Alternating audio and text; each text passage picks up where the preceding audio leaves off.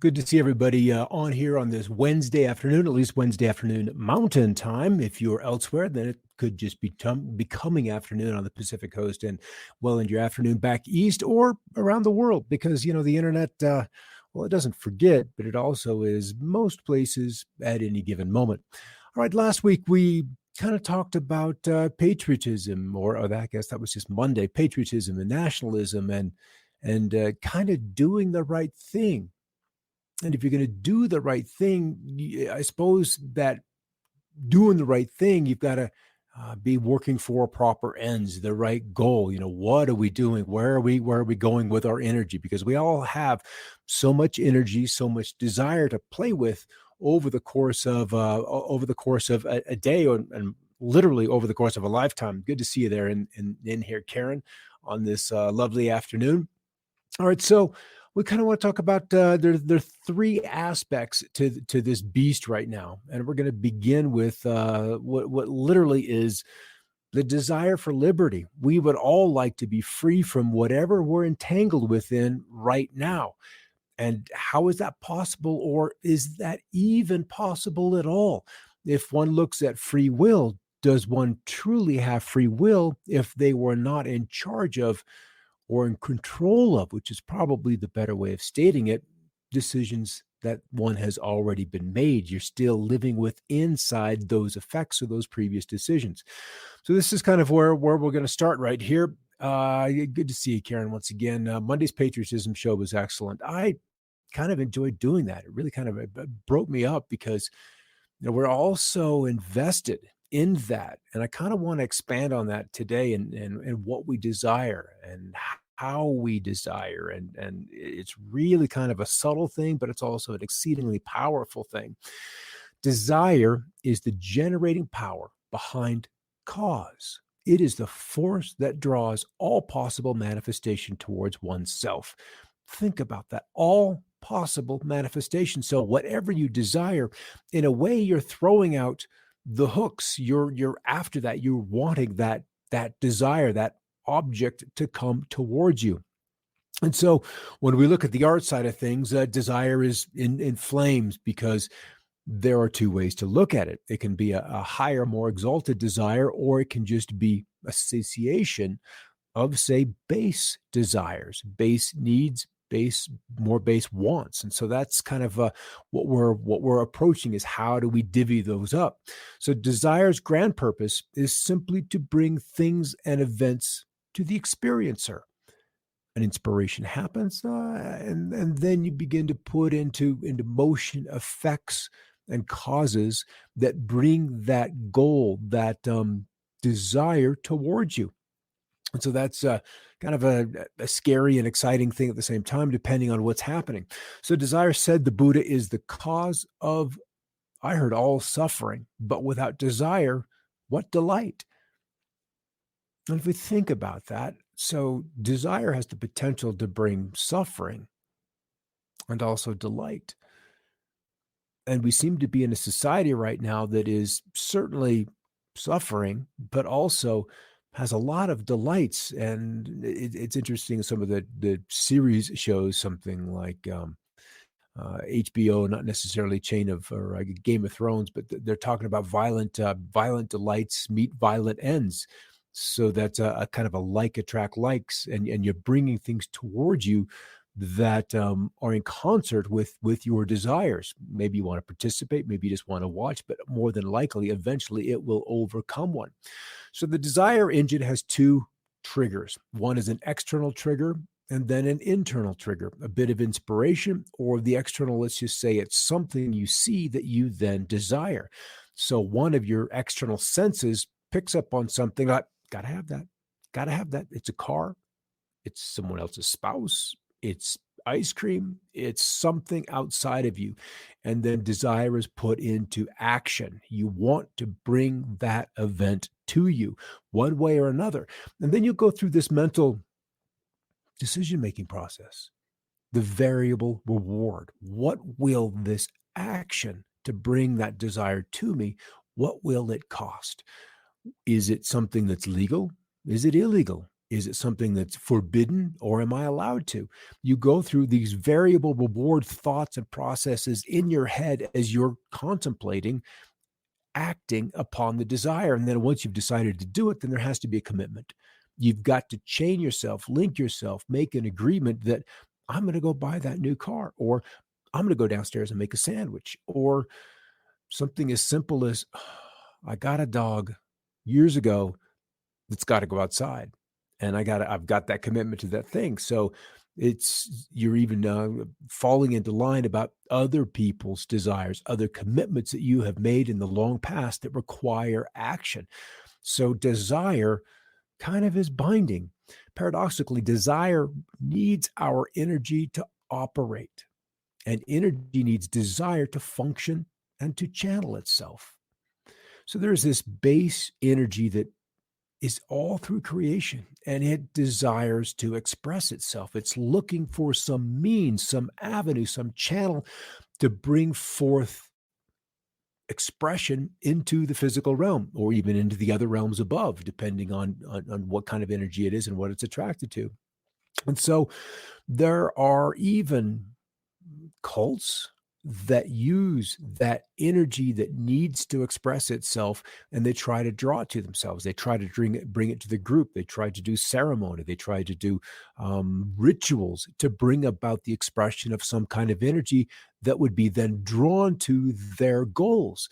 So desire, because it is in a way an emotion, but desire absolutely exists, but not just in the physical, because we have to have and deploy some outside energy that exists.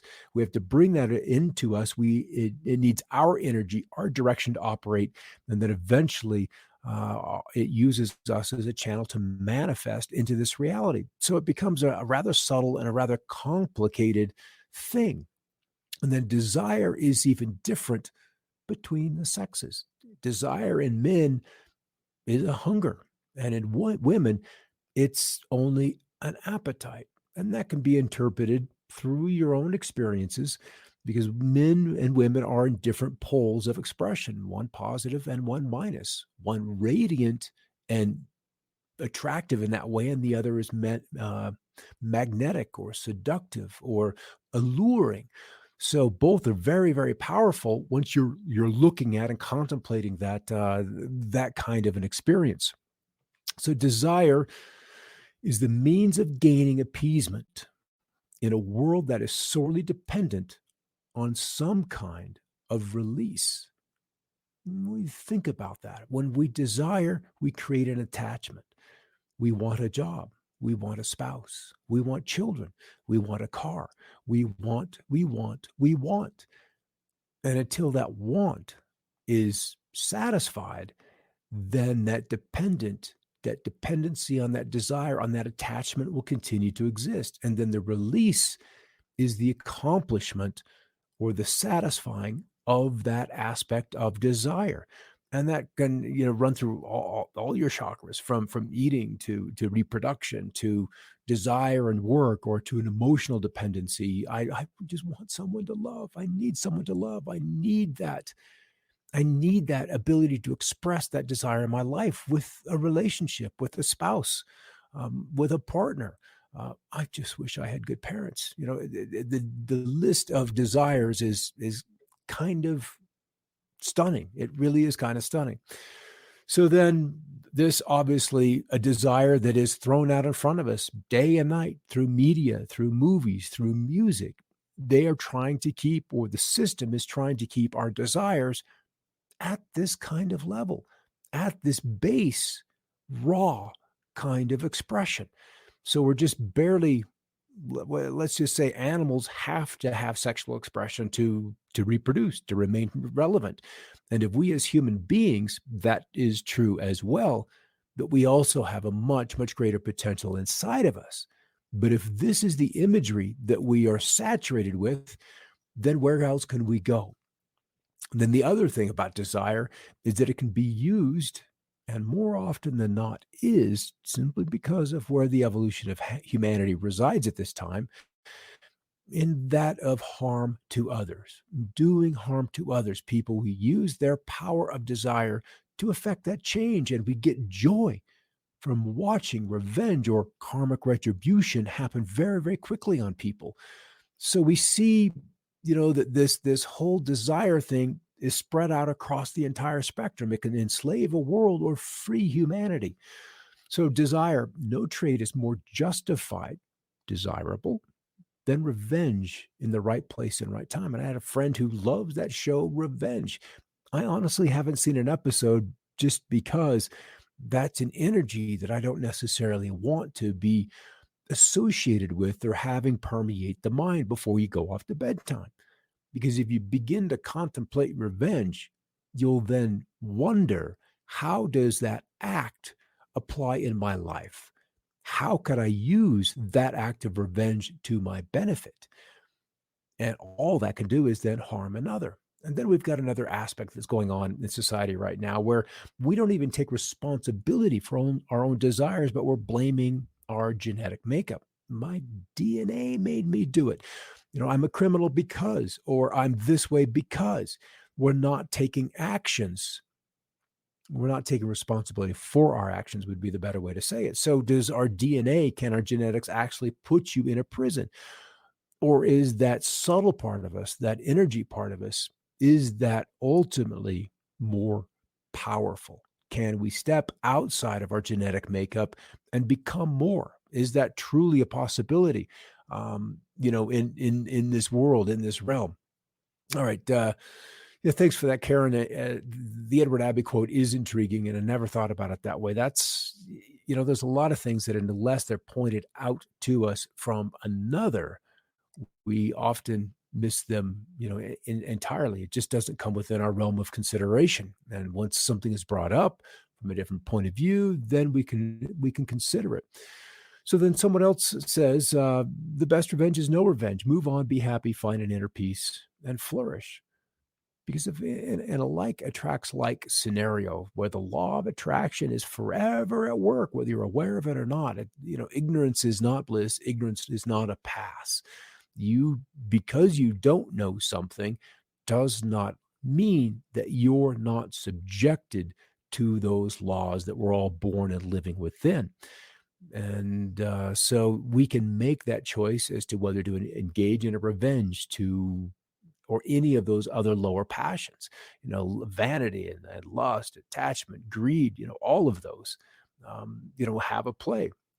And once you get greed, it is a permanent slaver, because in so many ways, if you look at someone who is greedy, you can see that they can never have enough. So in this way, in this context, desire becomes an insatiable appetite. And there are plenty of examples, and some of them rather gross, of people who go way outside the law, whether it's abductions or violence against people. That once it begins and it becomes okay the first time, then it's okay. Whatever is driving them to this unsavory act, they can't get enough of it. And we have addiction and an attachment to that kind of behavior then in play. And even if it's in the collection of money, the collection or need to eat, to do so many things, that desire can simply not be satisfied. So freedom ultimately is the power to choose our own chains. Yeah. Iron shackles or golden chains. Either way, there is a cause that is in motion, that you have triggered, that you have instigated. And that cause will come back at you or continue to propagate out, either in a beneficial or a destructive way. So sometimes we have to look at what something is not before we can recognize what it is. And I believe that is one of the reasons why we have such challenges in life, is we've got to find out, why we're here, and is it really serving us? Is being here to accumulate, to possess, to own, or just to experience a happy life?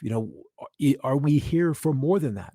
So antonyms of liberty are denial, dependence, denial, and let's just preface that with denial of free choice or any choice at all. dependence. Well, if you're dependent on something, then you're not free of it. Were to be held in that way, it would be more like a physical thing where something has a hold upon you. Prohibition, which is another law kind of scenario, exclaiming that you can't have this, you can't do that because it didn't go so well or we don't want you to, has happened at some point in the past lives. And same with refusal and responsibility. I see it as the ability to go both ways because liberty would be the effect of having been responsible with desires you have expressed in the past. So dispensation would be another word associated with liberty, emancipation, enfranchisement, enlightenment, exemption, immunity, and ultimately probably the most powerful two would be enlightenment and that includes independence, where you're independent from those chains that you have willfully or maybe karmically been born into. And if it was karmic, and most everything is, in fact, thinking about it, I don't know that there's anything that isn't as a result of cause and effect, then that independence has to be won. And it is not a slow or a small or short journey. All right, Charles Spurgeon, free will carried many a soul to hell, but never a soul to heaven. What does he mean? What does he mean? Free will has carried many a soul to hell, but never a soul to heaven. So if you can't get there by your free will, then what is it that could get that person to heaven? In a moment. All right, choices and causality. We have free will for choosing effects. We've got choice, free will, randomness, and they affect reality. Causes are many, but we choose one. We're always, in every moment, having to make a choice. We can't escape it. That's part of the prison we're in, is being condemned or the gift of being given the ability to make choices. And we cry and cry for the free will to get out of the effects of choices that we've already made. So we in this realm, it's like we are given all we want and many things that we ask for. And then it's not long before we're asking to have them taken away, to be relieved of the burden that those things that we have asked for now desire of us. So desire has been used to appease the masses, to destroy the masses, and to judge the masses. Though, ironically, it is the only subjective urge that has not been called to justice. There are many wrongs in the world, as described in the press, described in talk shows, but rarely, if ever, is uncontrolled desire or misdirected desire brought up.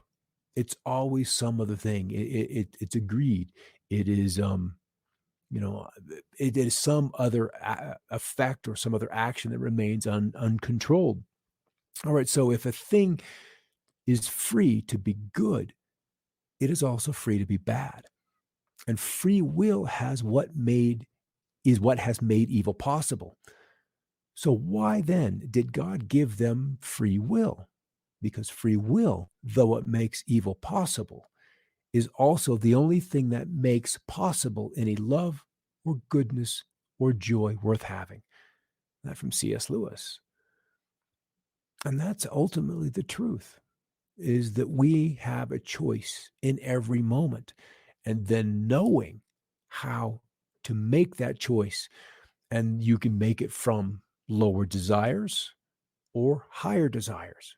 And as we mature, and certainly as we age, and then also go through many, many lives, we become much more clear as to which to deploy in a moment.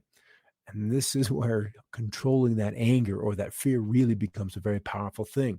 So desire ultimately is the means of teaching everyone about the limitations of these lesser realities. That lesser reality of revenge that we looked at either, or those delights, say, of the flesh.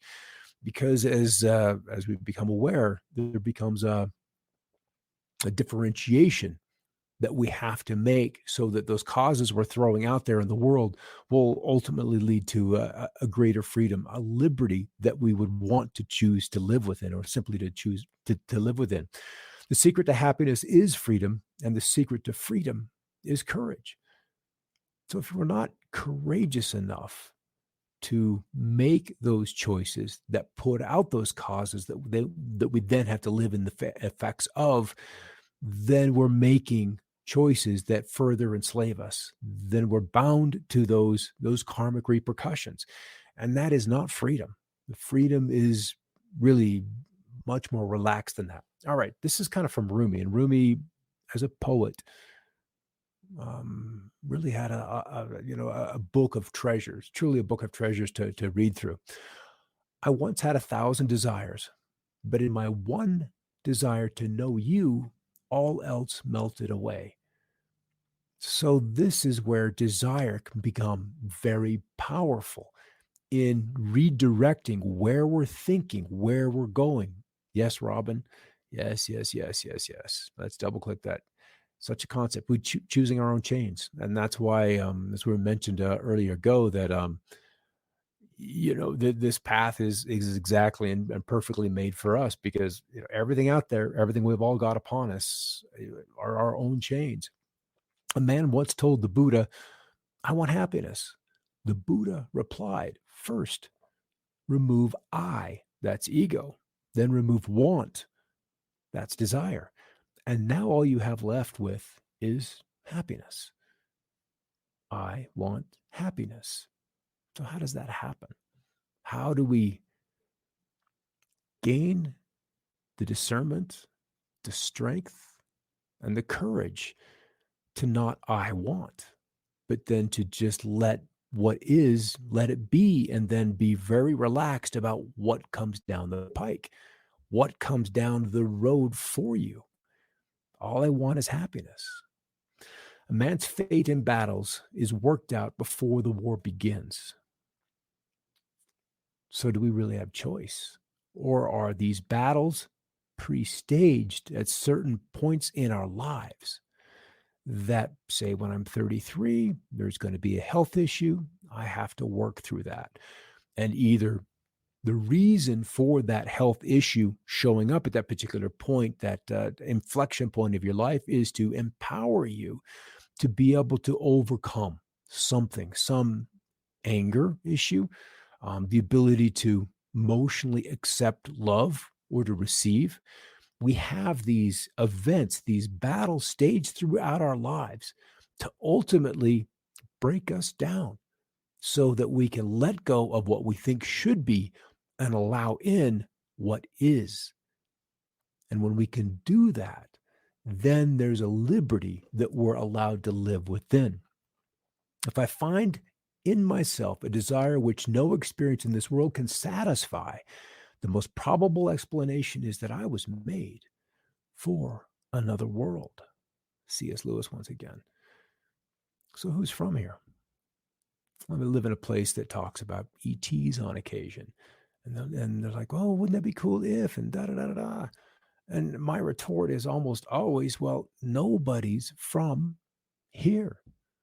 Even 100 years ago, no, I promise you, nobody watching this was here. We are all somewhere else. Our bodies may be formed from this dust to dust scenario, but no one is from here. We're just here in a schoolyard to have some experiences, to enjoy, to learn discernment, to learn how to make choices, and ultimately to control desire so it can be used for more constructive things. Happiness is your nature. It is not wrong to desire it. What is wrong is seeking it outside when it's inside. See Ramana Maharishi. What do you think? Are there treasures inside and we keep wandering outside, looking through the eyes, smelling with our noses, touching things, wanting, wanting, wanting, and we're back to I want happiness. And when we're looking through and using our senses to want, happiness apparently can't be found out there, but only pleasure. And as we've learned, pleasure ultimately is the root of, or desire, seeking pleasure is going to be the result, bring the result of pain. So that's kind of the struggle. We'll kind of end it here just a little bit early. Good to see you guys on over there. In one word, one should desire of God desirelessness. For desire alone is at the root of all suffering. It is the cause of repeated births and deaths. It is the obstacle in the way of liberation. Interesting thought. And as growing up in a more traditional religious thing, these were not things we were taught. We were taught a moralism. We were taught not to do this, not to do that, and say your prayers and be good to your fellow man. All of those things are appropriate for a time. And then we begin to kind of realize that going to church isn't going to solve the world's problems. Those things have to happen inside, as we can then change how we look at things, inside. We also can change.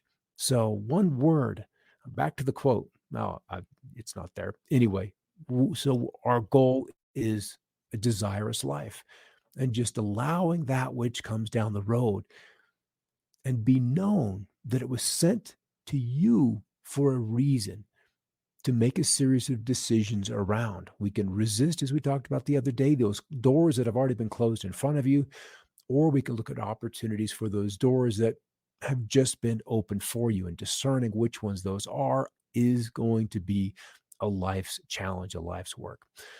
All right, guys, glad to see you, Vicky and Karen, and yeah, perfectly sent to you, Vic. That is the truth. And those that we have in our lives are there precisely so we can play off each other's strengths, shore each other's up through their weaknesses, and ultimately just be support for one another. And that is just about all we can ask, is to do no harm. All right, everybody, Scott Stevens here on Another Perspective. We'll see you on Monday for another episode, and then we'll take a quick look at some of the weather around the world later on tonight on Scott's Weather, coming up at 7 o'clock Mountain. All right, everybody, take care. Keep looking up.